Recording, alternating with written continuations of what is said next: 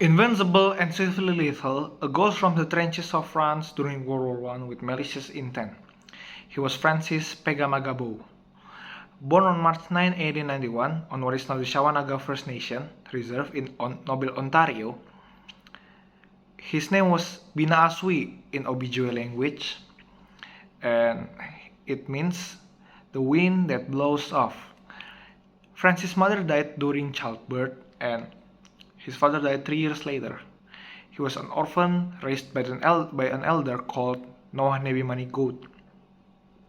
He grew up in Shawanaga First Nation and learned skills such as hunting, fishing, and traditional medicine. These manual labors made his body strong, durable, and tough. Following the outbreak of World War I, Pegamagabo volunteered for service with the Canadian Expeditionary Force. At first, he was rejected because at the time, Aboriginal people were considered citizens of Canada at all. But Francis, wanting to prove himself, he insisted to join the military, and he succeeded. He was accepted and posted to the 23rd Canadian Regiment called the Northern Pioneers.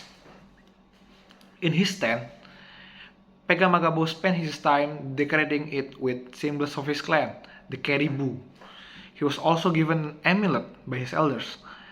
The amulet was said to give him power and invoke the spirits of the wind in time of need. Finally, in October 1914, he was deployed in France, along with the 1st Canadian Division. He was one of the first Canadians to enter the fray of World War I. Arriving in the trenches of the Western Front, most men will suddenly feel a life-changing experience.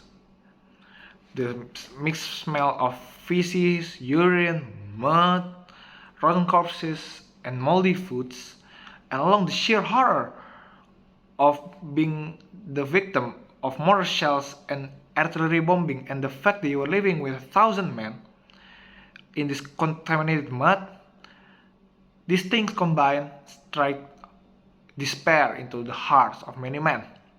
But you see, Francis wasn't most men. He felt at home. He got right into duty, doing his job as a sniper and a scout. He killed his enemies from afar and delivered messages between his allies. In 1915, Francis fought in the Second Battle of Ypres, where the Germans used the chlorine gas for the first time. It was during this battle that Francis established his reputation as a sniper and a scout. He moved behind enemy lines and fired from behind their lines, actually. And the thing about Francis was that he really loved adrenaline.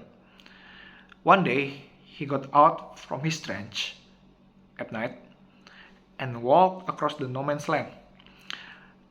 This alone was already very dangerous, because if he was spotted by the enemies, it would spell a certain death. But no, as I said before, Francis really loved the adrenaline kicks that he was getting from fighting the war.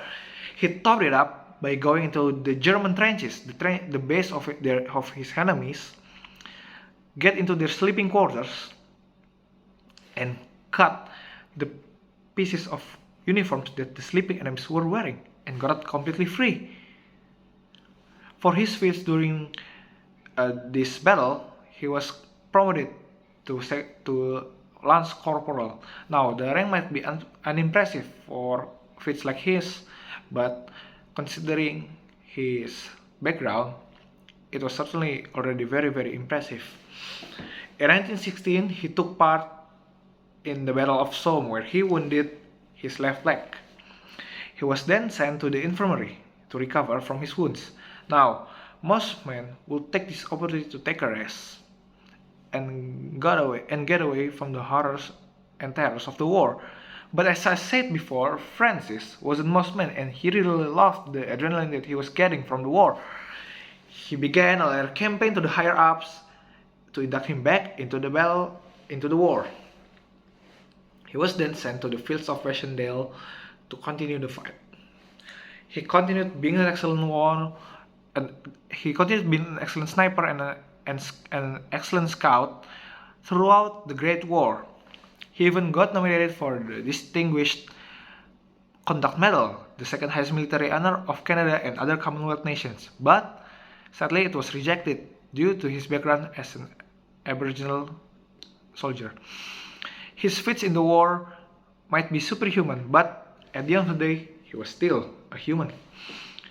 The war was taking its toll on him. He was later then diagnosed with post-traumatic stress disorder, or PTSD. Back then, it was called shell shock.